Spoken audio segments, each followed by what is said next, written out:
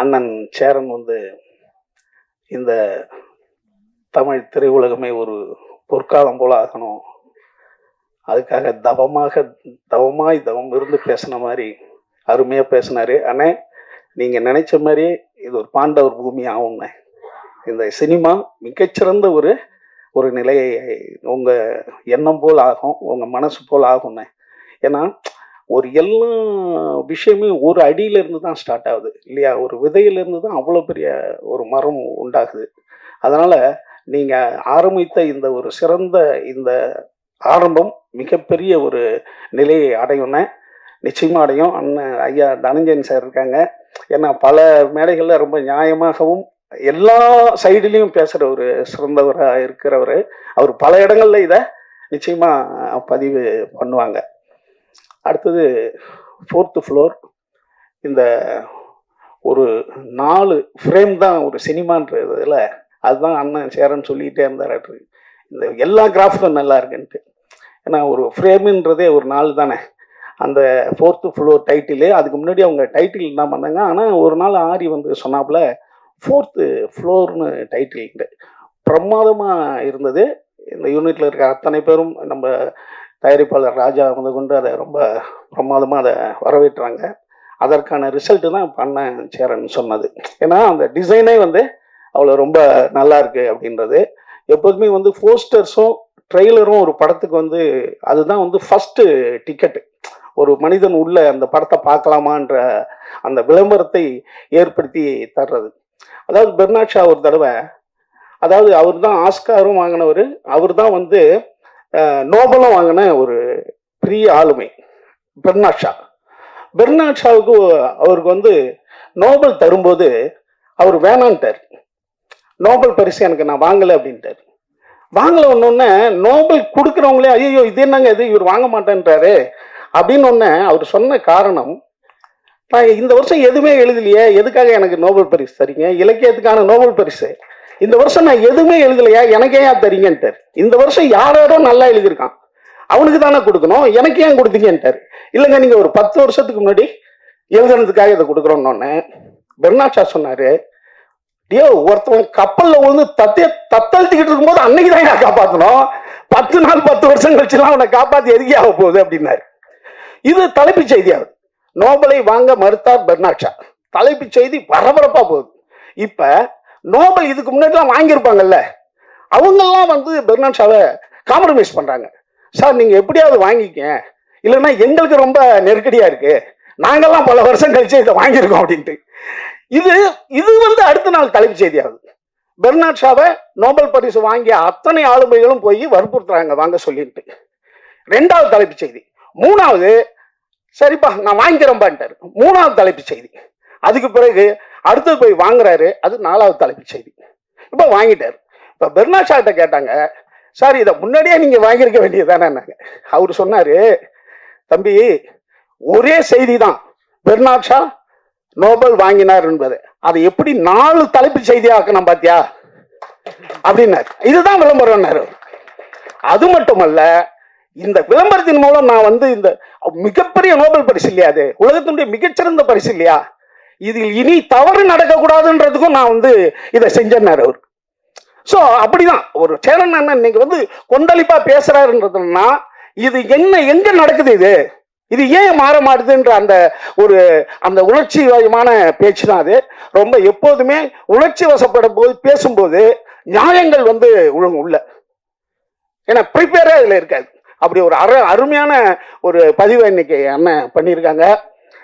இந்த படத்தினுடைய 4th ஃப்ளோர்னுடைய ஆரி எனக்கு அண்ணன் அமீர் கூட யோகி நான் பண்ணும்போது அவர் ட்ரெயினர். ஆமா ஆமா ஆமா அண்ணன் காலையில இங்க பாருங்க, அவர் அமீர் அண்ணன் காலையில 3 மணிக்கு தூங்குவார், அவரு 10 மணிக்கு எழுந்திருப்பாரு. ஆனா ஆரி 5 மணிக்கெல்லாம் வந்துவாப்ல. ஆச்சு அண்ணன் சொன்ன மாதிரி, அதாவது ஃபிட்னஸை கொண்டு வர்றதுன்னா முதல்ல டெடிகேஷன் வேணும் சார். நீங்க என்ன சார் 3 மணிக்கு தூங்கி 9 மணி 10 மணிக்கு எழுந்திருக்கிறீங்க, அதெல்லாம் கதைக்காக சார்னு அவர் 10 மணிக்கு நாங்கெல்லாம் தூங்க வைக்க ஆரம்பிச்சிட்டோம். அதுக்கு பிறகுதான் அந்த படம் வந்து யோகியில் வந்து அண்ணன் வந்து ஆட்டோகிராஃபுக்கு எப்படி ஒரு சிறந்த ஒரு ட்ரெயினராக இருந்தாரோ அதே போல அண்ணனுக்கு அமீர் அண்ணனுக்கு மிகச்சிறந்த முறையில் ஒரு வடிவமைப்பாளராக இருந்தார். அந்த படத்தை இன்னும் நீங்க பாருங்க. அண்ணன் நம்ம தேவராஜ் அண்ணனுக்குலாம் தெரியும், ஏன்னா ஃபிட்டா இருப்பாரு. அதுல அந்த ஃபிட்டை இன்னைக்கு வரைக்கும் பிடிச்சிக்கிட்டு இருக்காரு அண்ணன் சேர மாதிரி. அப்படி ஒரு மனிதனை உருவாக்கக்கூடிய ஒரு பெரிய டெடிகேட்டர் வந்து நம்ம ஆரி. அது மட்டுமல்ல, பயணியில நம்மளுக்கு ஏற்கனவே ஒரு ஹீரோ முருகன்னா அந்த இன்னொரு ஹீரோவா ஆரி நமக்கு வராரு பயணியில இருந்து. அது மட்டும் இல்ல, பயணியில இருந்து ஆச்சரியமான ஒரு விஷயம், ஒரு பயணியில பிறந்தவரு சென்னையில இருந்து லண்டன் பொண்ணை லவ் பண்ணி பாரிஸ்ல கல்யாணம் பண்ணி இன்னைக்கு சென்னையில இருந்துட்டு இருக்காரு. இதுல ஆமாங்க, லண்டன் பொண்ணை கல்யாணம் பண்ணி பாரிஸ்ல வந்து மேரேஜ். அப்படி ஒரு உலகம் சுற்றும் வாலி வந்தா நம்ம ஆரி. அது மட்டும் அல்ல, இன்னும் ஏதோ விட்டானா காளியம்பாளா இங்க ஒரு இது அதான் சொல்றேன். பாரிஸ் சொன்னா விட்டு போக வேண்டியதானே. பாரிஸ் காரணம் என்ன, காளிகாம்பாள் கோயில் தெரியாதா எனக்கு? என்ன ஆச்சுன்னா, இந்த ஆரி வந்துங்க எனக்கு பிடிச்சதனுடைய முக்கியமான ஒரு விஷயம், இவர் பிக் பாஸ்ல ஜெயிச்ச பிறகு மிகப்பெரிய ஒரு பிரபலம் ஆகும்போது அந்த பிரபலத்தை வைத்து இவர் செஞ்ச வேலை என்னன்னா, இயற்கை விவசாயத்துக்காக நிறைய முயற்சி பண்ணார். அதுக்கு டைட்டில் வந்து மாற்றுவோம் மாறுவோம் இல்லையா, அப்படி ஒரு அமைப்பை இது பண்ணாரு. பண்ணிட்டு அப்ப எல்லாம் கேட்கும் போது அவர் சொன்ன வார்த்தை வந்து, நான் வந்து பிரபலமாகிறேன், நான் பிரபலம் ஆகும்போது அந்த பிரபலத்தை நான் எதுக்கு பயன்படுத்தணும் அப்படின்னா, நான் வந்து இந்த இயற்கை விவசாயத்துக்கு பயன்படுத்தணும் அப்படின்னு சொன்னார். ஏன்னா ஒருவனுக்கு புகழ் வருதுன்னா, புகழ் வேற விளம்பரம் வேற. புகழ் என்பது தானாக வருவது, விளம்பரம் என்பது என்னை விளம்பரப்படுத்துகிறது. அப்ப ஒரு விளம்பரம் ஆன ஒருவன் தான் புகழடைய விரும்புறது இருக்கு இல்லையா, அது வந்து சூப்பரான மேட்டர். அந்த விளம்பரத்தை நல்லதுக்கு பயன்படுத்துறது. ஏன்னா இப்ப ஒரு எழில்னு ஒண்ணு சொல்றோம்னு வச்சுங்களேன், எழில் என்பது இயற்கையாக அழகா இருப்பதுக்கு பேரு அழகு. அது எழில். இயற்கையா ஒண்ணு அழகா இருந்ததுன்னா அதுக்கு பேரு எழில். செயற்கைத்தனமா ஒருத்தன் அழகு படுத்திக்கிறான் இல்லையா, எழில் படுத்துக்கிறதுக்கு பேரு அழகு. அப்ப ஒரு அழகானவன் சிறந்ததை செய்யும் போது அவன் எழில் உள்ளவனா மாறுறான். ஒரு உலக அழகிய ஐஸ்வர்யா இருக்காங்கன்னா அவங்க வந்து பொட்டும் பொருளும் ஐப்ரோ எல்லாம் விற்க கூடாது. இந்த சமூகத்துக்கு நல்லது பண்ணிட்டான்னு வச்சுக்கலாம், அவன் உண்மையான அழகான ஆயிடுறான். ஏன்னா அந்த வேலையை தான் செய்யணும். இப்ப அண்ணன் சேரன் செய்யறது அதுதான். ஒரு உயர்ந்த இடத்துல இருக்கும் போது சாமானிய மனிதர்களை பத்தி நம்ம பேசணும். அது வந்து ஒரு புகழடைந்தவனுக்கு மிகப்பெரிய ஒரு ஆசுவாசத்தை ஏற்படுத்தும், ஒரு நிம்மதியை ஏற்படுத்தும். நம்ம வந்து நல்லா இருக்கும் போது ஒரு பல பாதிக்கப்பட்டவனுக்கு முன்னேறவனுக்கு நான் வந்து ஒரு குரல் கொடுத்திருக்கேன் அப்படின்றது அது ரொம்ப முக்கியமானது.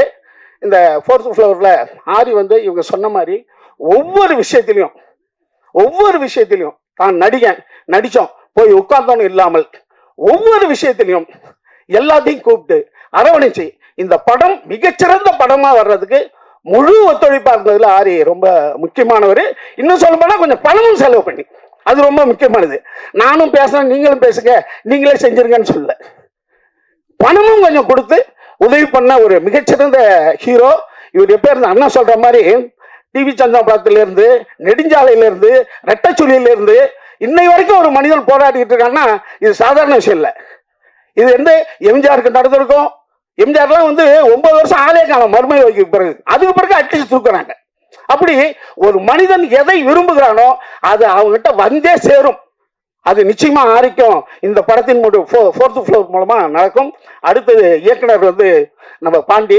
நீங்களாம் சொன்னீங்க, ஒரு மனிதன் வந்து எல்லாத்தையும் முன்னிறுத்திட்டு யார் பின்னால இருக்கணும், அவன் தான் மிகச்சிறந்த தலைவன், அவன் தான் மிகச்சிறந்த இயக்குனராக இருக்க முடியும். அவர் முன்னாடி உட்கார்றது காரணம் இவங்கெல்லாம் நல்லா தெரியட்டும், நல்லா போட்டோவில் வரட்டும், வீடியோவில் வரட்டும் அப்படின்னு நினைக்கிற அந்த மனசு இருக்கு இல்லையா, அதுதான் ஒரு தலைமை பண்புக்கான அழகு. அப்துல் கலாம் சொல்ற மாதிரி உங்களுக்கு எந்தெந்த புகழெல்லாம் வருதோ அதெல்லாம் கூட இருந்தவங்களுக்கு சொல்லு, இவங்களால தான் எனக்கு கிடைச்சதுன்னு. ஏதாவது சிறு தவறு அங்க நடந்துச்சுன்னா அது என்னாலதான் நடந்துச்சுன்னு சொல்லுன்றதுதான் அப்துல் கலாம் அப்படியே புகழ்பெற்ற ஒரு வாசகத்தில் ஒன்று. அப்படி ஒரு தலைமை பண்புல இருந்த, பொறுப்புல இருந்த பாண்டி அவங்க எல்லாம் முன்னாடி உட்கார்ந்து, இங்க மட்டும் இல்லை, ஷூட்டிங் காலில் போறோம்னா அங்க ஏதோ பரபரப்பா இருக்கும், ஆனா ஒரு கூலா ஒரு மனிதன் வந்து ஹேண்டில் பண்ணிட்டு இருப்பாங்க. அதுதான் பாண்டி. ஒரு தலைமை பண்புக்கு முக்கியமா என்னன்னா அவன் பதட்டம் அடையக்கூடாது, எல்லாத்தையும் அனுசரிக்கணும். ஏன்னா அவன் ஒரு இயக்குனர், அவன் வந்து எல்லா மைண்ட் மேனேஜ்மெண்ட்டும் அவன் பண்ணி ஆகணும். ஒருத்தன் கோபப்படுவான், ஒருத்தன் என்ன டயலாக்னுவான், இது எல்லாத்தையும் வந்து அவன் பேலன்ஸ் பண்ணணும். இது எல்லாத்தையும் பேலன்ஸ் பண்ணாதான் ஒரு சிறந்த இயக்குனருக்கான தகுதியை அடைகிறாங்க. ஒரு வீட்டில் அம்மா ஹேண்டில் பண்ணுவாங்க, ஒரு வீட்டில் வந்து அப்பா ஹேண்டில் பண்ணுவார், ஒரு வீட்டில் பெரியம்மா ஹேண்டில் பண்ணுவாங்க குடும்பத்தை. அப்பதான் அது ஒரு அழகா போகும். அப்படி ஒரு சிறந்த இயக்குனர் இந்த படத்தை வந்து ரொம்ப பொறுப்போடையும் அழகோடையும், அடுத்தது ஒரு இந்த படம் ஒரு நிதானமா இருக்கு, நிதானமா அழகா இருக்கு. இந்த படம் பாண்டிக்கு மிகப்பெரிய ஒரு வெற்றி ஏற்படுத்தி தரும்ன்றது என்னுடைய உள் மனசு சொல்ற ஒரு ஒளி அது. அடுத்து நம்ம ஒளிப்பதிவாளர், அதாவது இருப்பதை கொண்டு சிறப்புடன் வாழ்துன்னு ஒண்ணு இருக்குல்ல, எது எதெல்லாம் இருக்கோ அதெல்லாம் ஃப்ரேம்களை கொண்டு வர்றது. இது வந்து ஒரு மிகப்பெரிய ஒரு சினிமா விட்டாளர்களுக்கு ஒரு தேவையான ஒன்று. ஒரு சின்ன ஒரு பொருள் இருக்குன்னா ஏங்க வெளில இருக்கு, உள்ள கொண்டு வாங்க, ஃப்ரேம் பண்ண அழகுபடுத்துறது. அதுல லட்சுமண் சார் ரொம்ப அற்புதமா அந்த படம் பண்ணியிருக்காரு. ஏன்னா அண்ணன் சேரன் அண்ணன் விஷுவல்ல வந்து ரொம்ப முக்கியமான டைரக்டர். நீங்க பாரதி கமலாவை இன்னைக்கு பாத்தீங்கன்னா அந்த ஷார்ட் முதல் இன்னைக்கு எடுத்த மாதிரி இருக்கும். அது காரணம் அவர் ஒரு விஷுவல் டைரக்டர் கூட, அவர் கதை சொல்லி மட்டும் இல்ல, ஒரு விஷுவல் டைரக்டர். அதனால தான் இந்த படத்தினுடைய விஷுவலையும் பாராட்டியிருக்காரு. தருண் வந்து பாக்யராஜ் என்ற மேதை கண்டுபிடிப்பு, அந்த கண்டுபிடிப்பு என்னைக்கும் சோடை போகாது. ஒரு விஷயம் கொஞ்சம் அப்படி ஸ்லோவா இருக்கும், ஆனா பிடிச்சதுன்னா போயிட்டே இருக்கும். அதனால நீங்க அதை பத்தி இது பண்ணிடாதீங்க. எப்போதும் அதாவது பொறுத்தார் பூமி ஆழ்வார்ன்ற மாதிரி சில விஷயங்கள் அப்படித்தான் நடக்கும், அதை ஏத்துக்கும். எல்லாரும் ஃபர்ஸ்ட் வந்தோம்னா அடிக்கிறது இல்லை, போவோம், வந்துடும். நிச்சயமா இந்த படத்தின் மூலமா உங்களுக்கும் மிகப்பெரிய லைஃப் இருக்கு. ராஜா தயாரிப்பாளர் ராஜா வந்து நான் வந்து அதாவது என்னன்னா, ஒரு மனிதன் வந்து எந்த நேரமும் சிரிச்சுக்கிட்டே இருக்கிற ஒரு மனிதன் நீங்க பார்த்துருக்கீங்களா? பார்க்க முடியாதுல்ல. அதுவும் ஒரு பொருள் செலவு பண்றேன், பணம் செலவு பண்றேன், அவன் எந்த நேரத்திலையும் சிரிச்சுக்கிட்டே தான் ஹேண்டில் பண்ணுவாப்ல. எதையும் ஒரு சின்ன ஒரு இது கூட உள்ள வச்சிருக்க மாட்டாப்ல. அப்படி உள்ளத்தால் யாரோ குழந்தைன்னு சொன்னாங்கல்ல, அப்படி மாபெரும் குழந்தை தான் அவரு. உண்மையிலே வந்து இந்த படம் அவருக்காக, நம்ம தருண் சொன்ன மாதிரி அவருக்காக நிச்சயமா மிகப்பெரிய. நானே வந்து ஏன்னா இவர் பணம் செலவு பண்ணிட்டு இருக்காரு, எது நடந்தாலும் கூலாவே சிரிச்சுக்கிட்டாரு வராருன்னு. அடுத்தது அண்ணன் சொன்ன மாதிரி திருப்பூரில் வந்து ஒருத்தன் வந்து மிகப்பெரிய வெற்றி அடைய போறது நம்ம ராஜாவா இருக்கட்டும், அண்ணன் வார்த்தை பழிக்கட்டும். அடுத்து நம்ம மணி ஃபைட்டர், அந்த மாஸ்டர் மணி எல்லாத்தையும் போட்டு பழட்டி எடுத்தாப்புல, நம்மளையும் கொஞ்சம் வாட்டி.